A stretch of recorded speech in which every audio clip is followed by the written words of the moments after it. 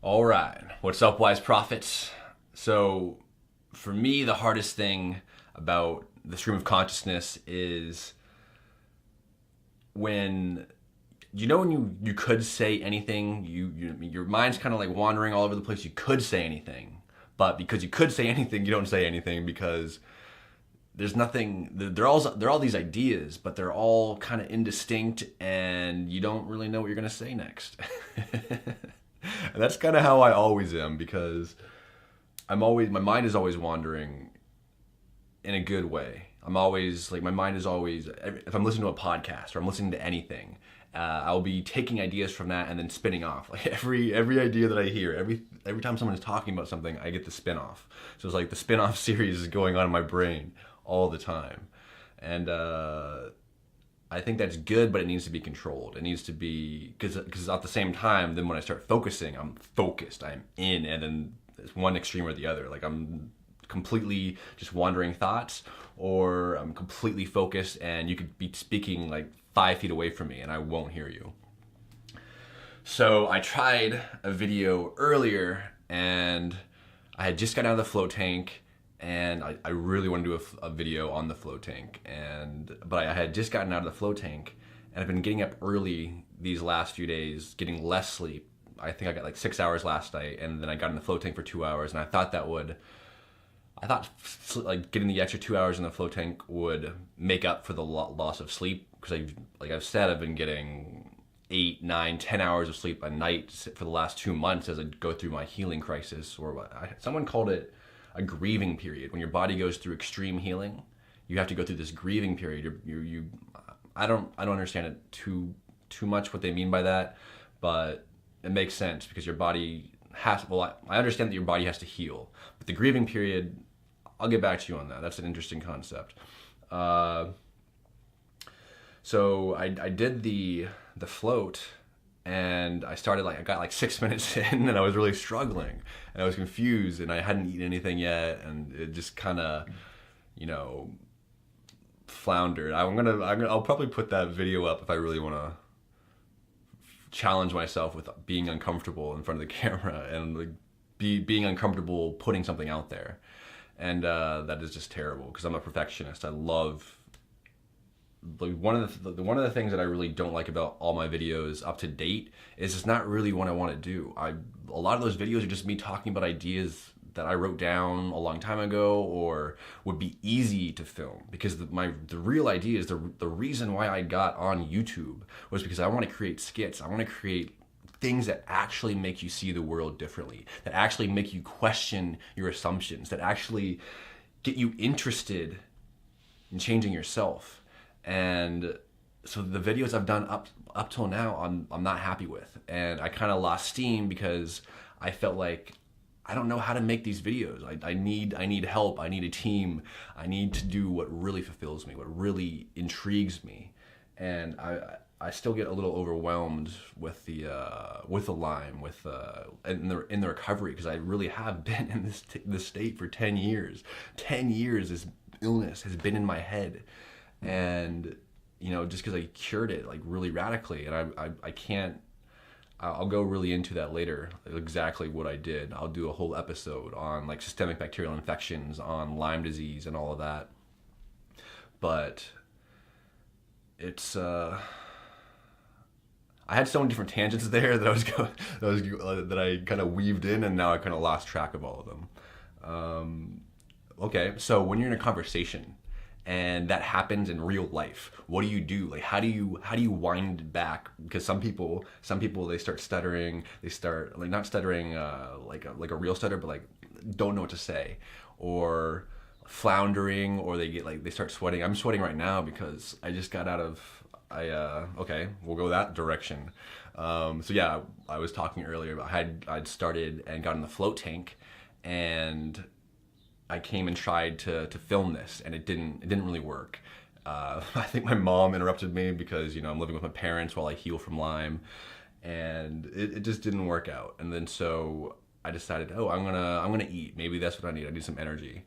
And then I ate like a whole bunch of food, and while I was eating, I started watching The Handmaid's Tale. One of my friends got me into The Handmaid's Tale. Actually, a few of my friends recommended this, and that's another story. That's interesting.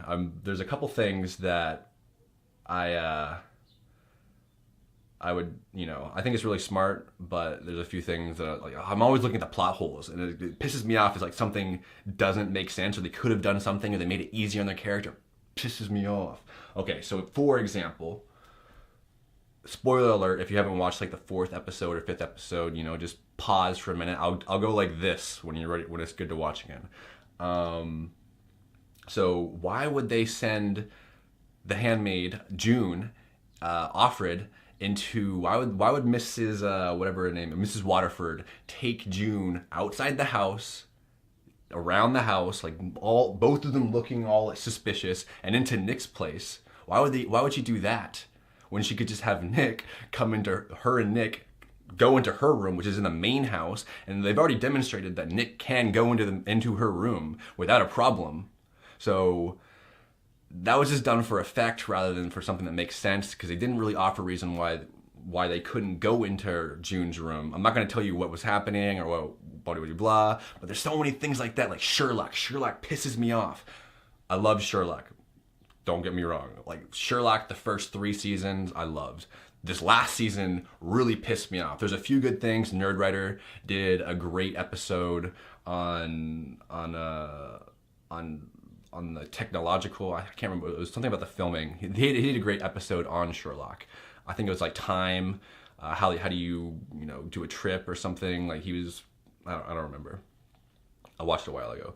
But Sherlock, like if you're gonna have people, or if you're gonna have a show about geniuses, like try to bring in a genius to write the show, because there's so many little, I'm going to do a whole episode just destroying Sherlock, the latest season, because there's so many little things that if you want to create a genius character,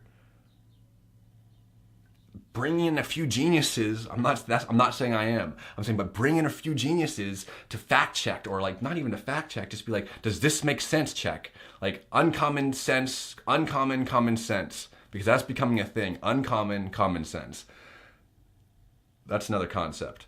But I just went off on a tangent. Where was I going with that? I was talking about, oh yeah, so I went from eating and deciding to watch an episode of The Handmaid's Tale to binging on 4 episodes of The Handmaid's Tale, just because I was like, I think I ate too much and I got really tired. I got into food coma. And so I realized that,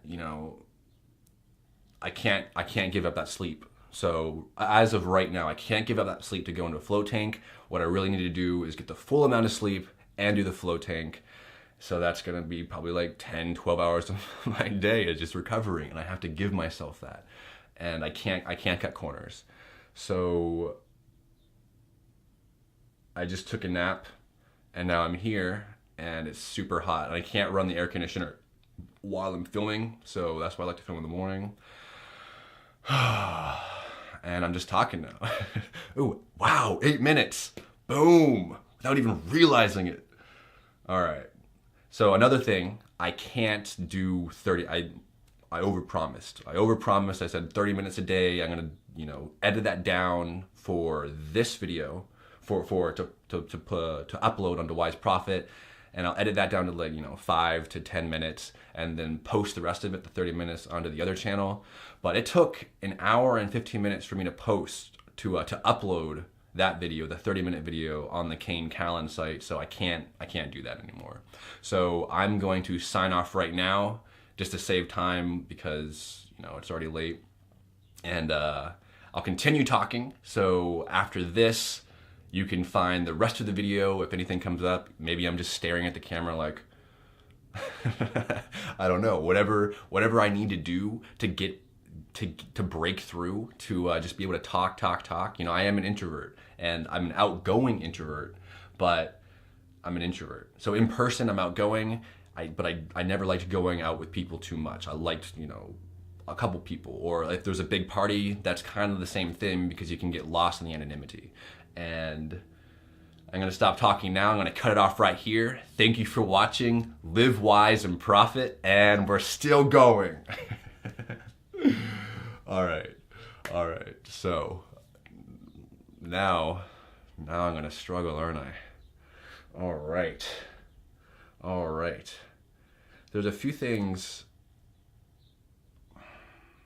There's so many comments that I have about popular culture and what's going on right now. Like television's really taken off. I love the quality of television. But at the same time, what I really want to do is do an episode on how to quit TV. Not completely, just not good TV, but something I've been struggling with, especially in my the Lyme light, the Lyme disease light, the Lyme light. It's like a fading dusk light. It's not a good light to be in. Something with that was it kind of got me in the habit of just binging. And I think that's, a habit that many of us are in. So even if you don't have a disease like me, we've trained our culture. We're so tired. We're so stressed. We're so unhealthy that we binge. We binge food. We binge. This is nothing new. We just binge. There's a reason. I think we are generation binge. Millennials are generation binge. That's what we are. I'm going to do a whole video on that too. Actually, I might make that a topic of a future stream of consciousness. I think I'm going to call them, SOC, S-O-C, socket, stream of consciousness. I don't know. Is that a good idea? Who knows? I mean, if it catches on, it catches on. So, yeah, but I'm not political at all. My whole world, in my world, all that exists is creativity. Like creativity, ideas, sharing, collaborating, technology. That is what I care about. Technology, literature, writing, just expressing yourself in logical or feeling ways. However, I don't discriminate against the logic or the feeling. I kind of draw on both within myself. The feeling is much more. My feeling side is much more personal. I don't feel authentic expressing my feelings usually because I don't know how to do it, or I don't feel comfortable expressing my feelings because I don't feel authentic in sharing them, I don't know. It's introverted feeling. Yeah. But logical at the same. I don't know. You could go into MBTI and all of that, but maybe if I really want to challenge myself, I think what I need to do maybe later on is to do a live feed. That would actually save time with editing. A live feed, stream of consciousness, just talking and talking and talking. That would save time. I just get on there. People, 5 people show up, and then I don't have to worry about editing afterwards. And it's just out there, and boom. But or I could live stream on the Kane Kylan, not that whether people view or not, because no one knows about that channel, and then I could take that, edit it down to 5 minutes, 8 minutes, and then post that on the Wise Prophet. Maybe I'll do that. I think that would be a strong way to challenge myself, because half of this YouTube channel is about me getting comfortable with people in front of the camera, being in the spotlight, and the camera is a proxy for live people. And I think if I really want to challenge myself is bring a couple of friends in here and have them watch while I film, just so I can get gradually more comfortable with that. And in a formal setting, in an informal setting, I have no problem being in front of people. I think it's contextual. It's you do compartmentalize things. So when I'm doing something formal, it's not even this is informal. I'm not wearing a suit. I'm not what what I mean though. Yeah, 14 minutes. What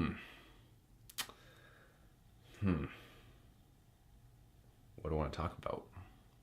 I think I will cut it off around 15 minutes from now on. I'm gonna continue practicing, doing at least 30 minutes a day. But I don't think who wants to watch 30 minutes anyways? It's just gonna take up more space for YouTube, or maybe I'm just rationalizing. Maybe I'm saying, oh, maybe I can get out of this somehow. That's what our brains do. we're always trying to get out of something. Like we commit to something and like, oh, well, can I rationalize this way or this way? So maybe I really don't want to put 30 minutes of content out there. And maybe I'm lying. Maybe I'm not even going to go the full 30 minutes behind when the camera is turned off. You know, maybe I'm just rationalizing. You never know. So find the ways that you lie to yourself and get that shit out. Like okay, so on Wise Prophet, I try not to curse, and because, you know, I have kids, blah blah blah, and I know kids are watching. I know blah blah blah. Like, I curse like a sailor. Like I really do. I'm trying to convince you that I curse, and I felt uncomfortable cursing there just because I don't know, but I guess maybe it's a bad habit. I don't think curse words really are all that bad. Like fuck, I want to do a whole video on what fuck is, because fuck's not even a curse word anymore. Fuck is not a curse word. Fuck could mean anything. Fuck is a placeholder word. Fuck is the condition of our society, is just fuck. Like, that's a bad word because maybe we're just desensitized, maybe we're whatever, but fuck is not a bad word. That's actually a video I wrote that I wanna, so I'm not gonna say any more about fuck, because I wrote a whole video on what fuck is. And it shouldn't be a curse word anymore, because I have a whole philosophy behind it. So fucking fuck. I will not curse. I promise that on Wise Prophet. And I believe that I should stop cursing so much. You know, oh man, there's a lot to work through. I have a lot of bad habits to break, and yeah. That's something I want to work on with the stream of consciousness. Also, I did work on it earlier when I was practicing the stream of consciousness for like the few weeks that I wasn't making videos, and it's just stillness. When I'm talking, just being still. Like when I'm alone, I feel so comfortable in my skin, and then as soon as eyes are on me, or the one eye, Mordor, I feel uncomfortable, and in my skin, because I don't know how I come off. I don't know how people perceive me, because I guess I always got mixed signals from people, and I have a whole bunch of ideas and theories on why that is, but okay, you know, now I'm just rambles, and maybe I will go to 30 minutes, maybe, in talking about not lying to myself or catching myself in the lie and saying I'm not going to do 30 minutes. I could just keep on talking about that and then get to the 30 minutes. So I tricked myself into doing what I said I would do. Maybe. So goals are to actually get the full, I think at least 8 hours of sleep. And then 2 hours in the float tank. And that would be better, because the 6 hours plus the 2 wasn't enough. They say 1 hour in a float tank is worth 6 to 7 hours of sleep. I think that is true in not in a way that replaces sleep, but in terms of like rest. But I don't think being in a float tank replaces some of the critical, like the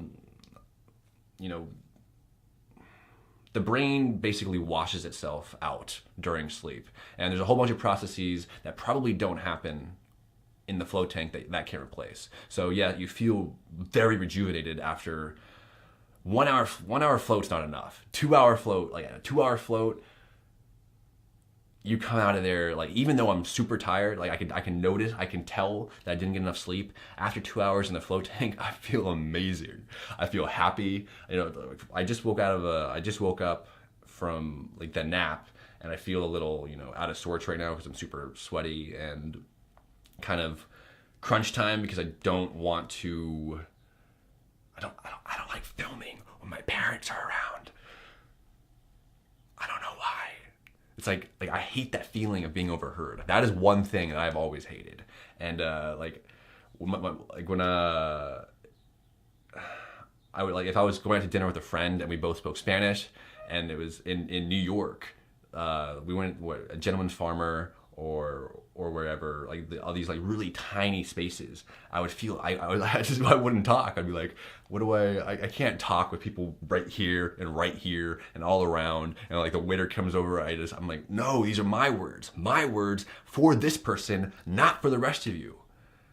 So I would, speak in Spanish. So I would talk to her in Spanish, or I would, try to, I don't know. It's private, man. Communication is private, and now I'm learning how to share public. All right.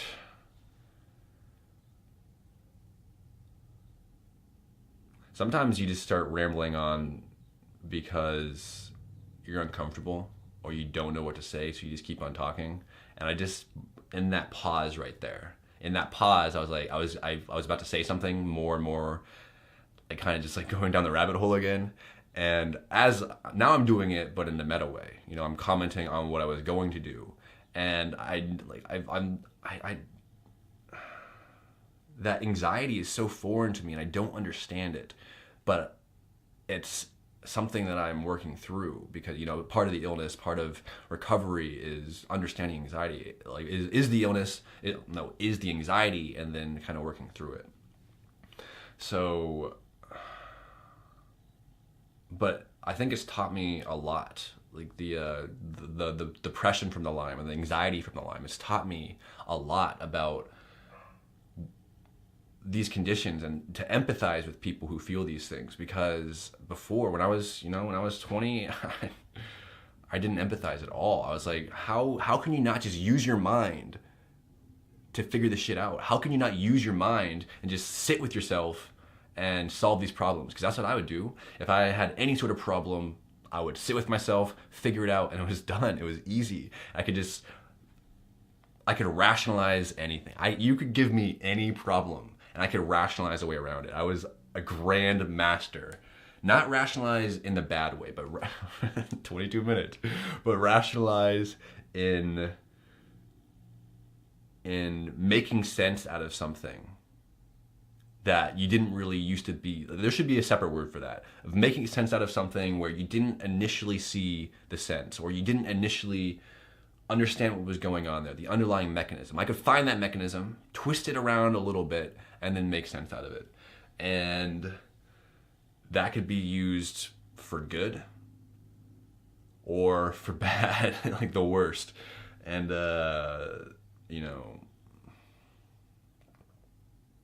so I was going meta about how you start just kind of rambling on, and catch yourself when you do that, because that's, like something I always loved Dostoevsky, that you would find in something like Dostoevsky, where you'd start rambling, you don't know what you're saying, and you don't know how to end something. Like that's actually, I think yesterday's stream of consciousness.